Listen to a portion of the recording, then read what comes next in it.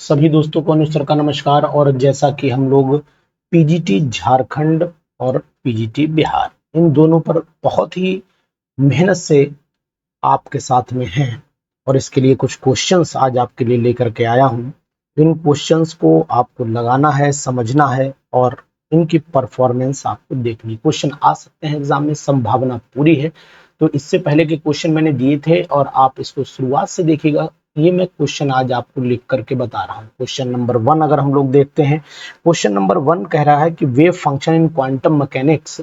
यहाँ पर देखिएगा क्वेश्चन क्या कह रहा है, wave function in quantum mechanics, wave function in quantum quantum quantum mechanics. ठीक है, तो मैकेनिक्स में क्या दिया है, wave function in quantum mechanics represents लिख देते हैं आगे, तो फिर आपको जवाब हमें देना रिप्रेजेंट्स। अब ऑप्शन क्या क्या दिए हैं, ऑप्शन भी आपको बता दे रहा हूं। ऑप्शन नंबर 1 है ना, स्टेट ऑफ सिस्टम दे रखा है, यहां दिया है स्टेट ऑफ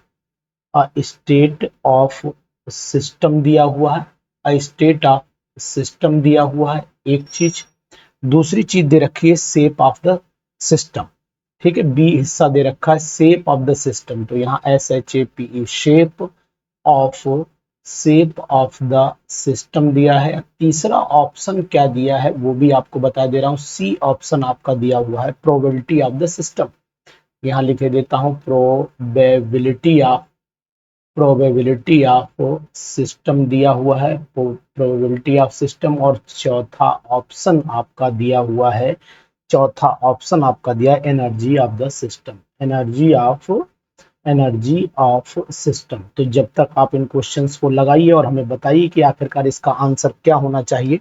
यानी कहने का तात्पर्य है कि जो हमारा फोर्थ क्वेश्चन है, यानी कि ये 4 ऑप्शन जो है, फोर्थ ऑप्शन जो है, ये फोर्थ ऑप्शन आखिरकार क्या, 4 ऑप्शन ये रिप्रेजेंटेशन क्या दे रहे हैं, इनमें से हमें आप पूछा क्या गया है। तो ये आपको क्वेश्चन नंबर 1 के चारों ऑप्शन में पहला ऑप्शन कौन सा सही है, ए सही है, बी सही है, कौन सा सही है, ये जवाब आपको मुझे देना पड़ेगा। तो कहने का तात्पर्य है कि अगर मैं यहाँ ध्यान से देखता हूँ कि वेव फंक्शन किसी भी सिस्टम के स्टेट को रिप्रेजेंट करता है, वेव फंक्शन किसी भी सिस्टम के स्टेट को रिप्रेजेंट करता है, ये होता है सेंटेंस। तो अगर आप जानकारी रखते हैं कि यही सेंटेंस है तो फिर आपका जवाब मेरे हिसाब से ए हो जाना चाहिए। मतलब अगर मैं जानता हूं, अगर मैं प्रॉपर वे में ये जानकारी रखता हूं कि वेव फंक्शन क्वांटम मैकेनिक्स क्या रिप्रेजेंट करती है, तो वेव फंक्शन क्वांटम मैकेनिक्स में स्टेट ऑफ सिस्टम को रिप्रेजेंट करती है। ये बात आप अपने दिमाग में डालिए, ठीक है ना। एक तो ये क्वेश्चन बहुत इंपॉर्टेंट है। और दूसरा क्वेश्चन है कि अगर इसी से जुड़ा हुआ मेरे पास में बहुत अच्छे मैंने क्वेश्चंस, बिल्कुल टेक्निकल क्वेश्चन जो जिन्हें बोलते हैं वो किए हैं। अब 1s ऑर्बिटल, मतलब लगेगा ऐसा जैसे कुछ नहीं। अब 1s ऑर्बिटल, ठीक है, रिफर्स टू अब ये क्या रिफर करेगी, ऑप्शन नंबर ए दिया हुआ है। ऑप्शन नंबर क्या दिया हुआ है, ए। चलिए ए ऑप्शन में क्या पड़ा हुआ है, ए ऑप्शन भी आपको बताओ। Circular track in an atom, number पहला ऑप्शन है a circular track, a circular circular track in an atom. Atom में सर्कुलर ट्रैक को रिप्रेजेंटेशन देगा या फिर इलेक्ट्रॉन के वेव को बताएगा। अब वन इलेक्ट्रॉन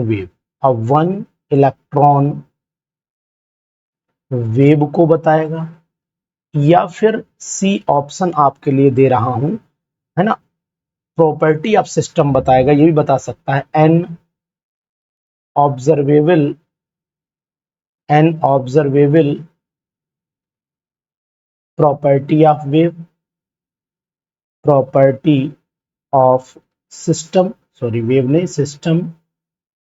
और लास्ट में डी ऑप्शन आपके सामने जो दिया है वो दिया है हर्मिटियन ऑपरेटर, है ना, एन हर्मिटियन। एन मत लगाइए, ए ही लगेगा क्योंकि भाई अंग्रेजी है ये। तो चलिए यहां पर लिख देते हैं अ हर्मिटियन, HERMITI, हर्मिटियन ऑपरेटर। तो मेरे हिसाब से इसका आंसर क्या होना चाहिए मैं तो बताऊंगा ही, लेकिन आप जब तक फटाफट बताइए।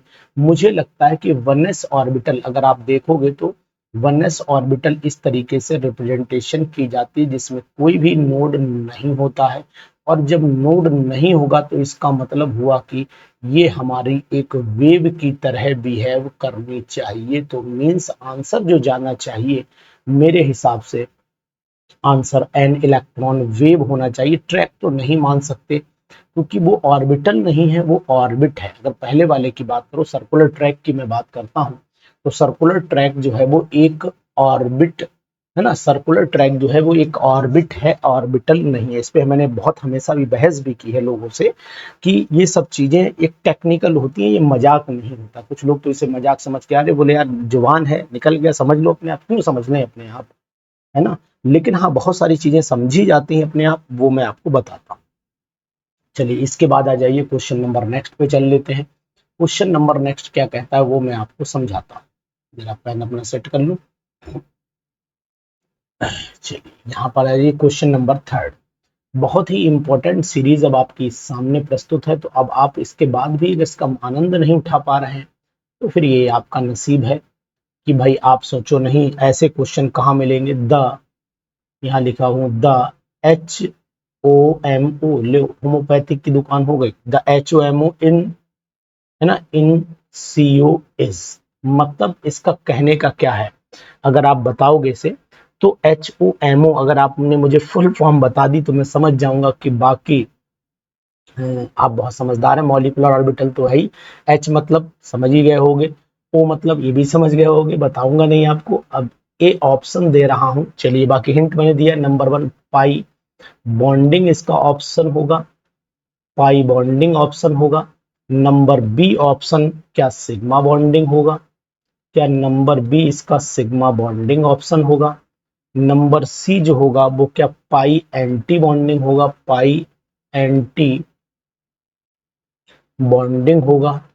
और या फिर डी ऑप्शन अगर मैं आपको दे रहा हूं sigma anti bonding, sigma anti bonding. तो अगर आप इस बात को जानकारी में रखते हैं कि आखिरकार इसका जवाब क्या होना चाहिए, तो मैं आपको सिंपल सी बात ये बताने की कोशिश करूंगा कि देखिए जब कभी भी orbital molecular molecular orbital theory कहती है, और ये होमोन्यूक्लियर मॉलिक्यूल के लिए होती है और हेट्रो के लिए भी होती है, दो के लिए होती है। मैंने आपको सब हिंट दे दिया है, जानकारी शायद अब आपको लग गई होगी कि आखिरकार इसका आंसर क्या आना चाहिए।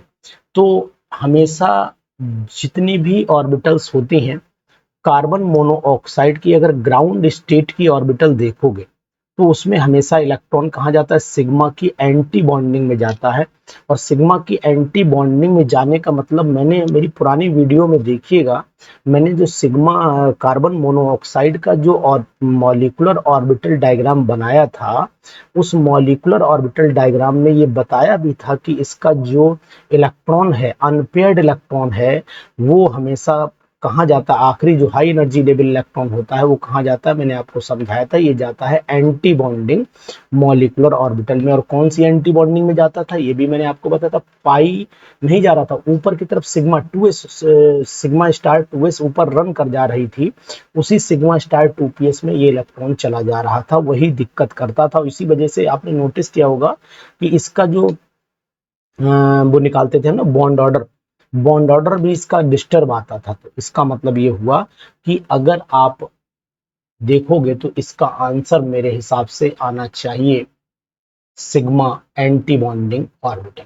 अब मैं, मेरा क्वेश्चन आपसे ये है कि इस जो HOMO है इसकी फुल फॉर्म आप मुझे इनबॉक्स के कमेंट में लिख करके भेजिएगा कि sir this is the full form of HOM, ठीक है ना। क्योंकि कुछ चीजें आप अगर करते रहेंगे तो आपकी भी प्रैक्टिस बनी रहेगी और हमें भी लगता रहेगा कि हम जिंदा लोगों को पढ़ा रहे हैं, मुर्दा को नहीं पढ़ा रहे। फोर्थ क्वेश्चन देख लीजिए। The number of the nodal planes, the number of nodal planes in P X orbital, यानी पूछा है कि number of the nodal plane जो है पी एक्स ऑर्बिटल में कितने होंगे। ऑप्शन दिया है हमारे पास में 1 होगा, ऑप्शन दिया है 2 होगा, ऑप्शन दिया है 3 होगा, ऑप्शन दिया है 4 होगा। तो ये तो आपको पता ही होना चाहिए कि जब हम लोग नोडल प्लेन निकालते हैं तो नोडल प्लेन निकालने का जो तरीका होता है वो शायद आपकी जानकारी में होगा कि पी ऑर्बिटल है ना, पी ऑर्बिटल है और पी ऑर्बिटल में कितने नोड होंगे ये जानकारी आपको होनी चाहिए। एस ऑर्बिटल में कोई नोड नहीं होता है ना। पी ऑर्बिटल में कितने नोड होते हैं, प्लेन एक ही। आपको अगर पी ऑर्बिटल पता है तो पी ऑर्बिटल इस तरीके से पी एक्स चाहे बड़ी बड़ी बना लो, एक ही ये नोडल प्लेन होता है। तो इसका मतलब हुआ इसमें आंसर जो आना चाहिए वो पहला वाला आना चाहिए कि 1 नोडल प्लेन। नोड का मतलब होता है या नोडल प्लेन का मतलब होता है जहां पर इलेक्ट्रॉन की डेंसिटी 0 होती है। डी ऑर्बिटल में 2 होता है और एफ ऑर्बिटल में 3 होता है, आपको पता होना चाहिए। अब पी की तीनों निकालोगे तो 3 आ जाएगा, अदरवाइज पी ऑर्बिटल में निकालोगे, एक में निकालना है ना, तो इसका मतलब फिर हमें आंसर नंबर 1 ही लगाना पड़ता है। क्वेश्चन नंबर 5 पर चले आइए। क्वेश्चन नंबर 5 आपके सामने बहुत ही अच्छा है, मतलब इंपॉर्टेंट की क्वेश्चन की कैटेगरी में आता है ये question. The lowest energy term, the lowest energy term,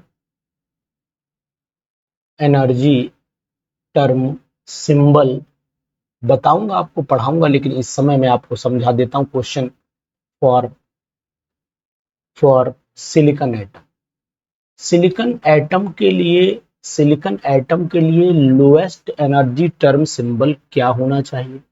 option में आपके दिया हुआ है, ऑप्शन में 3p दिया हुआ है, बी ऑप्शन में आपका 3s दिया हुआ है, डी ऑप्शन में सी ऑप्शन में आपका दिया हुआ है 3d दिया है और डी ऑप्शन में आपका दिया है 1p। तो मैं अभी आपको सिखाऊंगा भी बाद में कि आखिरकार ये टर्म सिंबल निकाला कैसे जाता है। देखिए टर्म सिंबल निकालने के लिए मैं इसको समझा देता हूँ यहाँ पर थोड़ा सा। देखिए पहले तो सिलिकॉन का इलेक्ट्रॉनिक कन्फिग्रेशन आप लिख लीजिए। सिलिकॉन का इलेक्ट्रॉनिक कन्फिग्रेशन क्या होगा, 14 होता है 1s2, 2s2, 2p6, 3s2 और 3px, ये 6 4 10 12, 3py में एक एक डाल दीजिए, ये हो गया। तो अगर हम लोग m इज इक्वल टू लिखते हैं तो m कैसे निकाला जाता है आपको पता होना चाहिए। p ऑर्बिटल है ना, 3p में 3 ऑर्बिटल बना लीजिए, दोनों में एक एक इलेक्ट्रॉन डाल दीजिए। यहाँ पर क्या होगा, l की वैल्यू अगर भाई n की वैल्यू देखोगे तो 3 आ जाएगी, l की वैल्यू देखोगे 1 आ जाएगी, तो m की वैल्यू -1 0 +1 हो जाती है। अब आप इसका जो है वो s निकाल दीजिए, जिसे आप ms भी बोलते हैं, है ना। इसका क्या आएगा, इसके बाद भाई अगर आपको पता है टोटल कितना, एक बार +12 एक बार -12, लेकिन ये दोनों ही बराबर हैं इस समय, तो यहाँ पर हाफ हो गया, हाफ और इज इक्वल टू हाफ, मतलब ऐसे करो, इज इक्वल टू क्या करो, 2 हाफ हैं तो दोनों को जोड़ दो, 2 हाफ अलग अलग करोगे तो इससे अच्छा दोनों यहीं पर जोड़ दीजिए। और जब दोनों को जोड़ोगे तो हाफ इसके लिए हाफ इसके लिए, तो यानी कि 2 इलेक्ट्रॉन है तो इनके लिए वैल्यू आपकी 1 होगी। तो मल्टीप्लिसिटी निकाल लीजिए, मल्टीप्लिसिटी आ जाएगी, मल्टीप्लिसिटी आ जाएगी इनकी आपकी 2s + 1, मतलब 2 × 1 + 1 मतलब आ जाएगी 3। ठीक है, तो मैक्सिमम वैल्यू क्या हो सकती है, मैक्सिमम वैल्यू एल की जो है, कैपिटल एल जिसे सिंबल रिप्रेजेंटेशन बोलते हैं, उसकी वैल्यू क्या संभव हो सकती है वो भी मैं आपको बता दे रहा हूँ। अब आपको पता होगा मैक्सिमम वैल्यू जो हो सकती है एम एल की, वो ये हो सकती है 1 और आपकी 1 प्लस और माइनस में, और उसके बाद 0 हो सकती है ना। 1 प्लस, या ऐसा कर लो 1 + 0 कर लो, दोनों दोनों कर लो तो ज्यादा सही रहेगा। मतलब है 0 L, capital L is equal to, फिर मिटाऊं मैं थोड़ा सा यहाँ पर ऐसे लिख देता हूँ, एल इज क्या हो जाएगा, एल क्या हो जाएगा 1 + 0 मतलब हो गया आपका 1। ठीक है, तो करस्पॉन्डिंग जो सिंबल निकल के आया, तो एल की वैल्यू, मतलब यहाँ मैंने आपको बताया कि एस पी डी एफ में एल की वैल्यू जो होती, मैं स्मॉल भी बना सकता था, कोई दिक्कत नहीं, 0 1, तो ये तो 1 हो गई, ये 1 हो गई। और यहाँ पर ऊपर कितना आएगा, ये आपकी मल्टीप्लिसिटी कितनी आएगी, मल्टीप्लिसिटी आपकी 3 आएगी, तो इसका मतलब हुआ p ऑर्बिटल के ऊपर 3 लगना चाहिए, यानी फिर ऑप्शन नंबर आपका फर्स्ट जमता है यहाँ पर ये वाला। ये मुझे जो तरीका पता है वो मैंने आपको बता दिया टर्म सिंबल निकालने का। अगर आपको कोई बेटर पता हो तो बहुत अच्छी बात है, तो क्वेश्चन नंबर 5 आपके ये पूरे हो गए। इसी सीरीज में हम लोग चल लेते हैं क्वेश्चन नंबर 6 पे। ये भी बहुत इंपॉर्टेंट क्वेश्चन है, इंपॉर्टेंट तो है ही भाई। चलो, ऐसा क्वेश्चन आ भी जाता है और आना भी चाहिए, क्योंकि ऐसे क्वेश्चन परेशान भी करते हैं। The correct order of, confusion बहुत करते हैं, correct order of hybridisation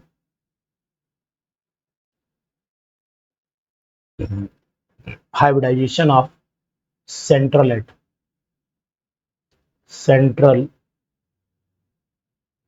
atom और स्पीसीज कौन कौन सी हैं।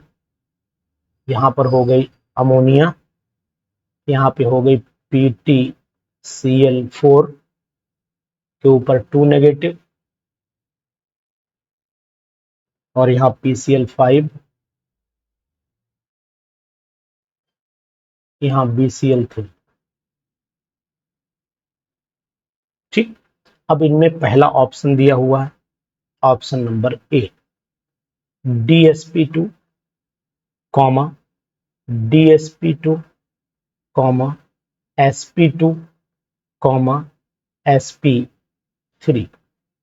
बी ऑप्शन दिया हुआ है sp3, DsP2, DsP3 और sp2।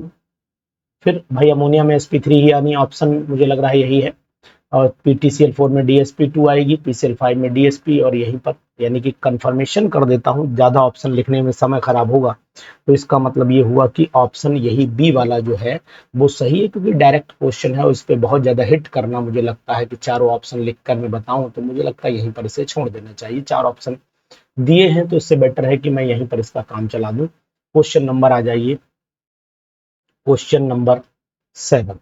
सेवेंथ क्वेश्चन क्या कहता है, ये भी बहुत इंपॉर्टेंट है। द करेक्ट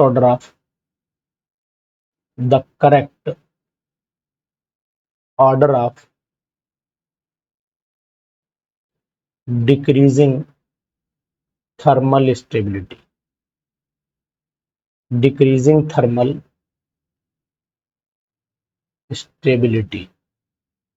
among the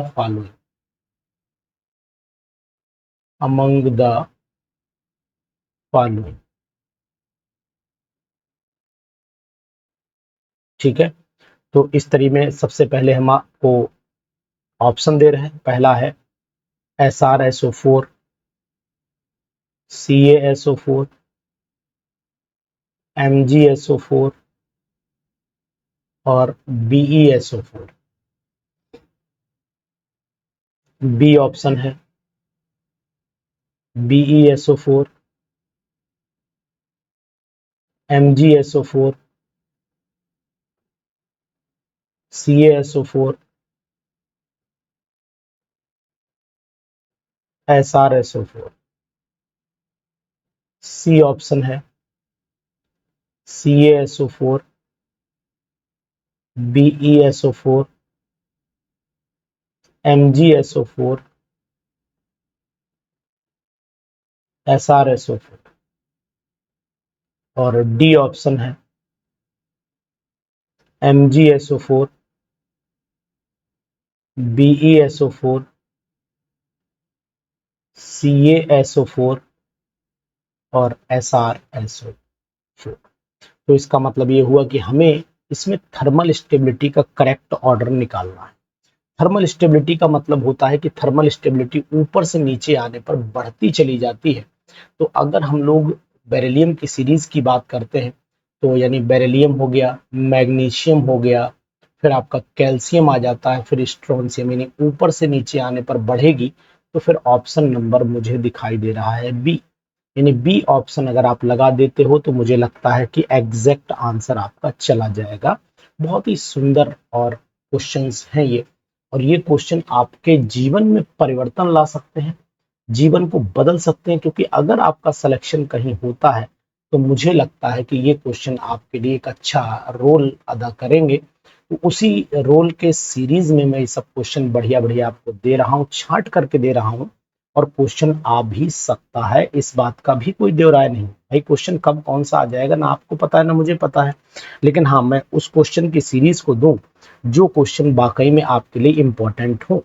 तो नेक्स्ट क्वेश्चन है इसी सीरीज में, the square pyramidal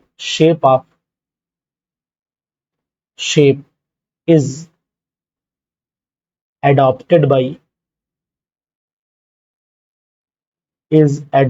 by number 1 SOF4,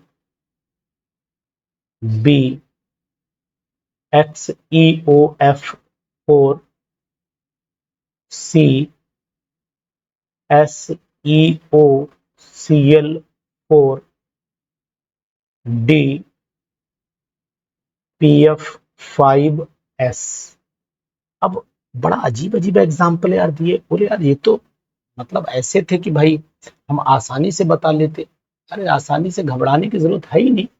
हाँ, तो इसका मतलब ये है कि अगर मैं आपसे कहूं तो ये मैंने उल्टे सीधे इसलिए लिखे कि आपको डिस्टर्ब करो। स्क्वायर प्लेनर शेप अगर आपको पता है तो जेनॉन का बनाइए बीच में, ठीक है, स्क्वायर ये प्लेनर, उसके ऊपर पिरामिड बन जाता है, तो आपको बोली जाती है स्क्वायर प्लेनर पिरामिडल, ठीक है, स्क्वायर पिरामिडल जिसे, तो यहाँ पर जेनॉन हो गया, और एक फ्लोरीन यहाँ लगा दीजिए, एक यहाँ और एक यहाँ, और ऊपर आपने ये ओ लगा ही दिया है, तो ये स्क्वायर पिरामिडल शेप बोली जाती है, ठीक है।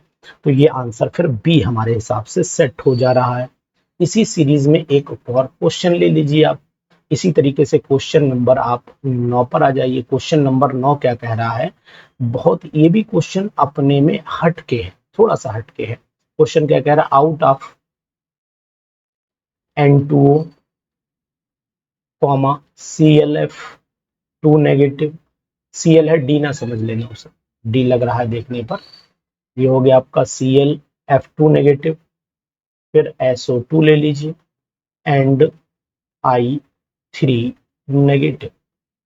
The linear species the linear species इस इसमें से लीनियर स्पेसीज कौन सी है?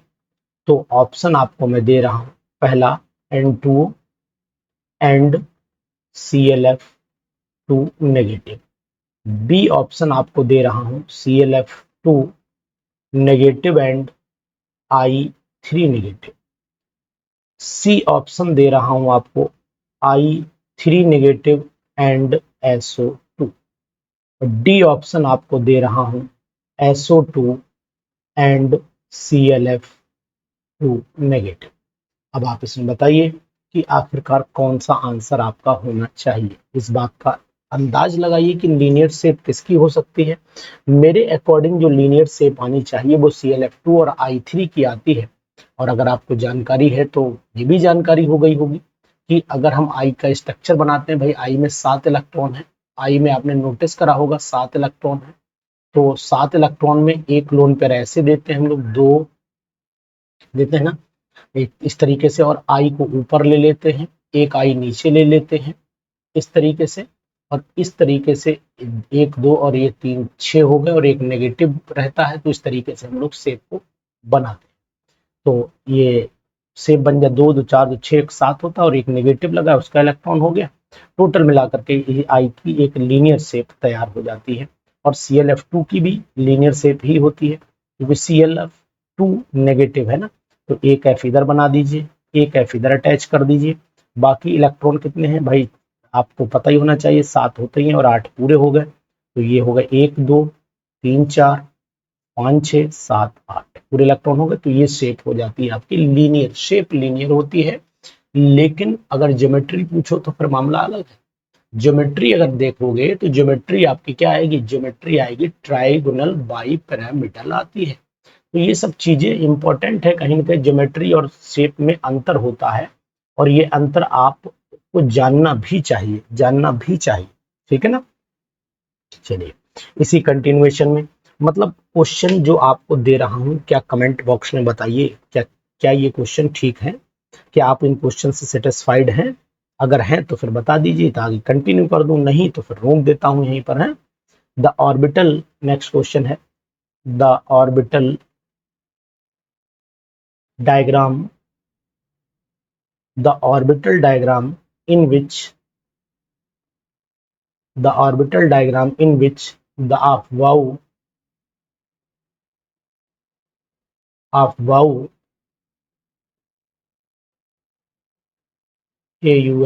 BAU principle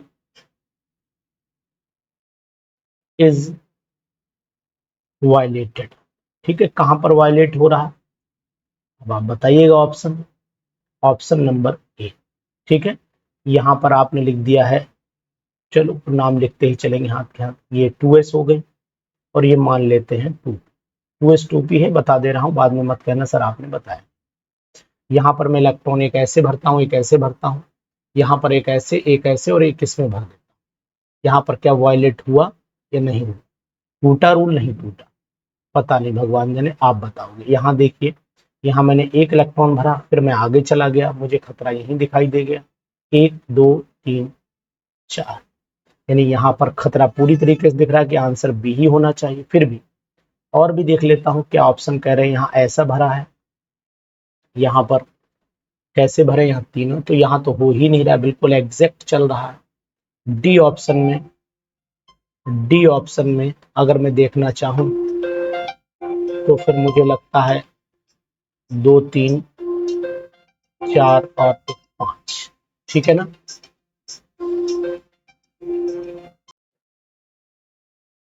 तो यहाँ पर ऑप्शन अगर मैं देखना चाहूं क्या ऑप्शन होना चाहिए, तो मुझे हिसाब से सिंपल साफ दिख रहा है कि हवाओं में जो इलेक्ट्रॉन भरे होने चाहिए पहले 2s में पूरे भरने चाहिए, उसके बाद आगे बढ़ सकते हैं, तो इसका मतलब ऑप्शन नंबर इसका बी सही होगा। क्वेश्चन एकदम आपको बहुत ही अच्छे मॉलिक्यूलर स्ट्रक्चर और केमिकल बॉन्डिंग से मिल रहे हैं इस समय। क्वेश्चन नंबर 11 पर हम लोग चले आते। क्वेश्चन नंबर 11 क्या कह रहा है, बहुत ही अपने में अच्छा क्वेश्चन, आपको पता होना चाहिए, कुछ न्यूमेरिकल वैल्यूज आपकी जानकारी में रहनी चाहिए कि आखिरकार वो न्यूमेरिकल वैल्यूज क्या है। देखिए दूसरी चीज आपको बताएं कि कुछ वैल्यूज में ये भी रहता है कि आपको याद रहनी चाहिए, जिससे कि समय की भी बचत होती है। निकाल करके भी आपको बता दूंगा। चलिए क्वेश्चन बना लेता हूं। The numerical value of the numerical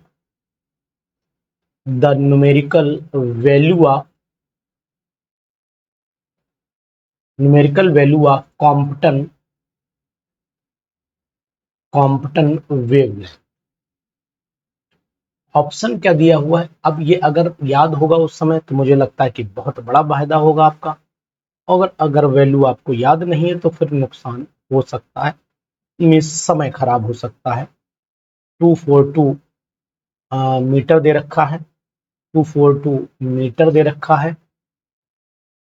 B option आपके लिए 0.0242 इंटू 10⁻⁻8 एंगस्ट्रॉम दे रखा है। सी ऑप्शन 0.0242 एंगस्ट्रॉम दे रखा है, और डी ऑप्शन आपके लिए दे रखा है 0.0242 पिकोमीटर। चलिए इसको हम लोग सिंपल सा है सॉल्व कर लेते हैं। जब सॉल्व करेंगे तो खुद ही समझ में आ जाएगा कि वैल्यू वेवलेंथ पूछा है, तो आपको पता होना चाहिए lambda is equal to h upon m into c, bracket में 1 माइनस कॉस थीटा, ये फार्मूला होता है। डेल्टा यानी numerical value of Compton wavelength, delta lambda से रिप्रेजेंट करते हैं। यहाँ पर कॉम्पटन के लिए जो थीटा की वैल्यू है वो 90 डिग्री है, तो यहाँ पर कॉस थीटा कितना हो जाएगा, कॉस थीटा आपका हो जाना चाहिए मेरे हिसाब से 0। तो delta lambda is equal to, del lambda भी बोलते हैं, 6.62, 5 या 6 ले लीजिए, 10⁻⁻34 रखिएगा। नीचे मास इलेक्ट्रॉन का 9.1 इंटू 10⁻⁻31, और स्पीड पता ही है 3 इंटू 10⁻8 मीटर पर सेकेंड। इसको कैलकुलेट कर लीजिएगा। जो आंसर आना चाहिए वो आंसर मेरे हिसाब से पिकोमीटर में आएगा 2.42। तो 2.42 पिकोमीटर तो इसमें कोई दिया नहीं।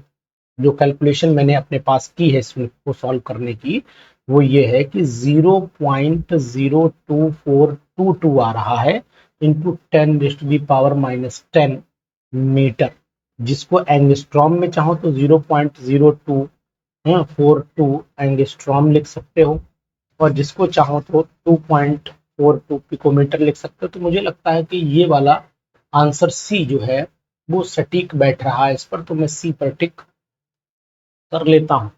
सी पर टिक कर लेता हूँ, जो एक बेस्ट आंसर इसमें मुझे दिखाई दे रहा है। बहुत ही अच्छे क्वेश्चन की सीरीज आपके सामने चल रही है, और इस सीरीज पर भी अगर आप कमेंट नहीं कर पाए तो मुझे लगता है आपकी उंगलियों में ताकत नहीं है। हाँ, अगर आपकी उंगलियां एक कमेंट के लिए भी शर्मा रही हैं तो फिर आप इन उंगलियों को परीक्षा में कैसे प्रयोग करेंगे। मैं यहाँ पर एक क्वेश्चन बहुत सिंपल से दे रहा हूं। अ मैच बॉक्स एग्जिबिट्स, ये क्या एग्जिबिट करता है? एक ऑप्शन जा रहा है क्यूबिक ज्योमेट्री को, ठीक है, क्यूबिक ज्योमेट्री प्रदर्शित करता है। दूसरा ऑप्शन बता रहा हूं मोनोक्लिनिक ज्योमेट्री को प्रदर्शित करता है, मोनोक्लिनिक ज्योमेट्री को प्रदर्शित करता है, या फिर ऑर्थो रोहम्बिक को प्रदर्शित करता है, या फिर ऑप्शन टेट्रागोनल को प्रदर्शित करता है।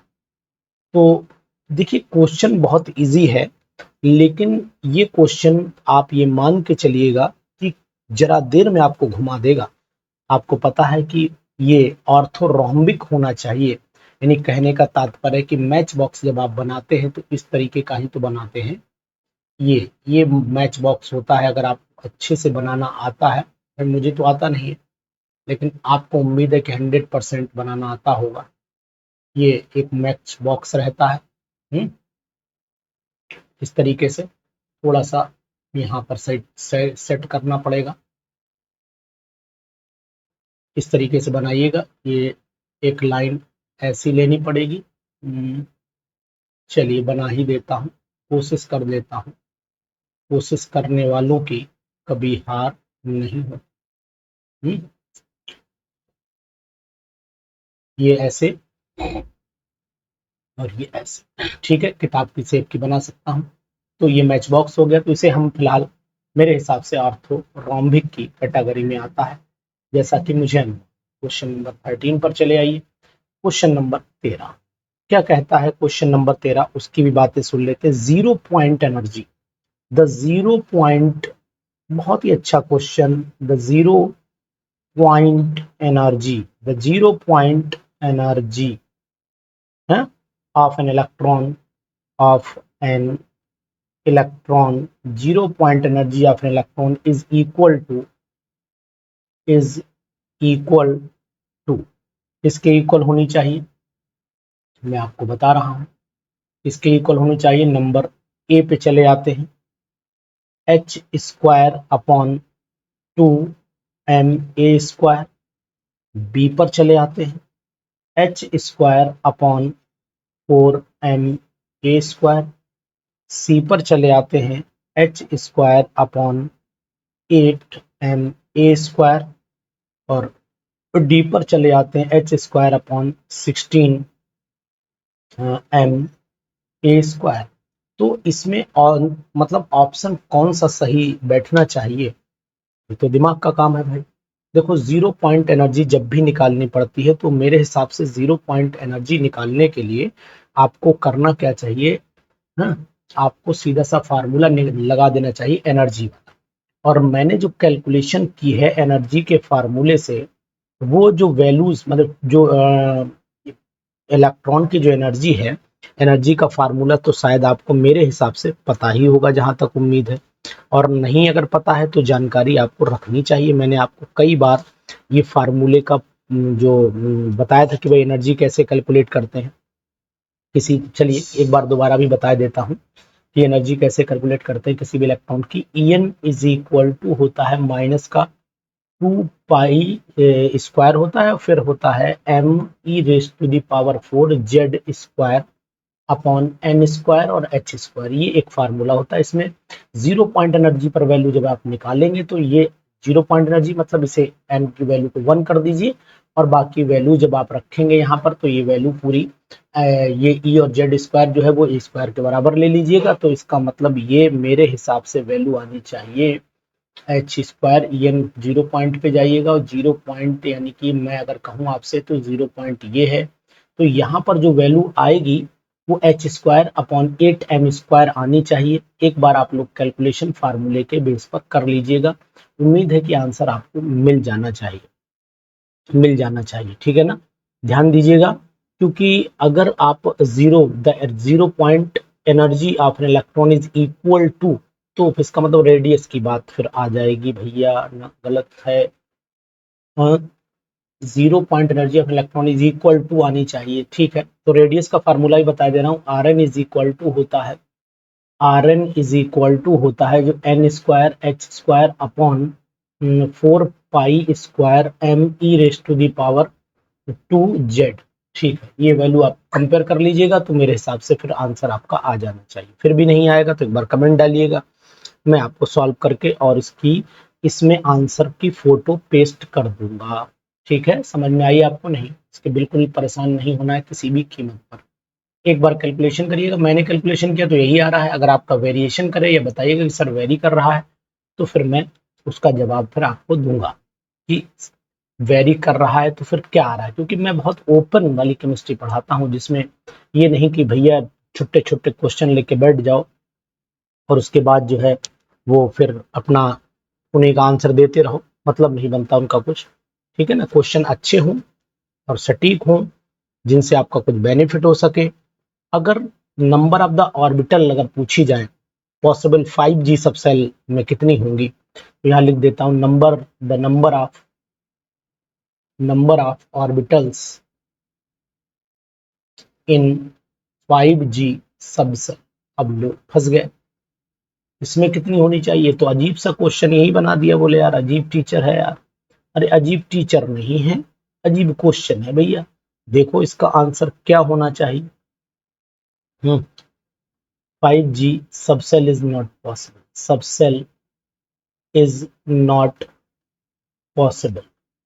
देखो ऐसा है कि पॉसिबल तो आज की दुनिया में हर चीज, everything is possible in this world, ये आप भी जानते हो और मैं भी जानता हूँ।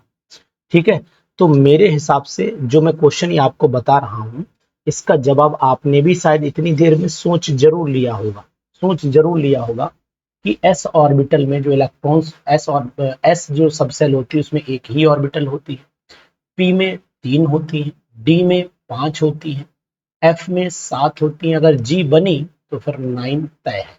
तो इसका मतलब ऑप्शन नंबर बी एग्जैक्ट लग जाना चाहिए। चलिए इसके बाद और क्वेश्चन देख लेते हैं। क्वेश्चन नंबर नेक्स्ट है हमारा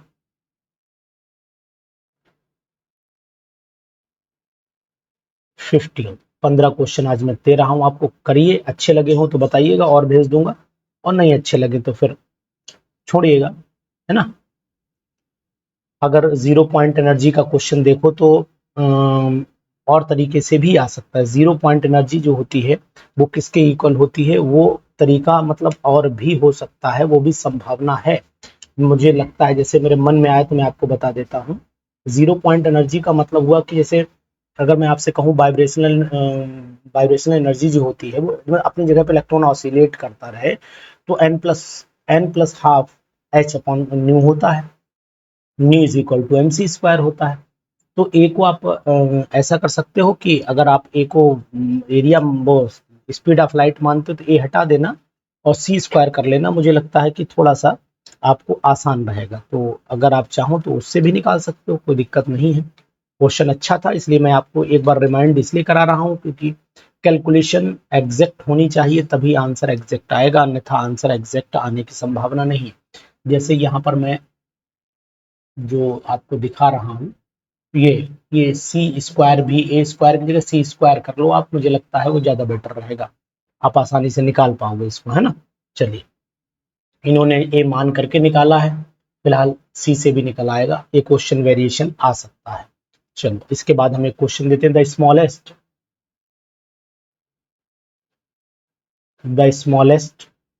ionic radius among the following,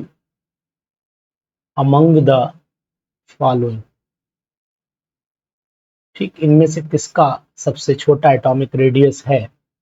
एक तो K पॉजिटिव दे रखा है, दूसरा आपका Ca डाई पॉजिटिव दे रखा है, तीसरा आपका स्कैंडियम ट्राई पॉजिटिव दे रखा है, और चौथा टाइटेनियम 3 पॉजिटिव दे रखा है, पांचवा आपका टाइटेनियम 4 पॉजिटिव दे रखा है।